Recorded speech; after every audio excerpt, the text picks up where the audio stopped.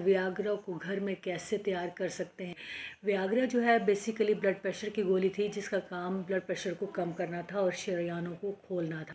लोगों ने उसको सेक्स की गोली के तौर पर इस्तेमाल करना शुरू कर दिया और कुछ लोगों ने ज़्यादा मिकदार में ली तो इस वजह से उनको हार्ट अटैक हुआ और कुछ लोगों की अमवात वाक़या हुई। तो चूँकि पीनस में शरीयानें होती हैं, जब वो डायलेट होती हैं तो इरेक्शन होती है और सख्ती आती है। बीट रूट या जिसे चुकंदर कहते हैं, इसके अंदर नाइट्रिक ऑक्साइड पाया जाता है। 40 मिनट के अंदर 21% नाइट्रिक ऑक्साइड को बढ़ाता है। चुकंदर में मीठा होता है, इसलिए शुगर के मरीज़ जो है इसको एहतियात से इस्तेमाल करें। तरबूज जो है एक ऐसा फल है, आप 3 हफ्ते तक तरबूज इस्तेमाल करेंगे तो नाइट्रिक ऑक्साइड जो है वो बढ़ जाएगा। इसके अलावा सब्ज़ पत्तों वाली सब्जियां जैसे पालक हो गया, मेथी हो गई, साग हो गया, इसको भी इस्तेमाल करें।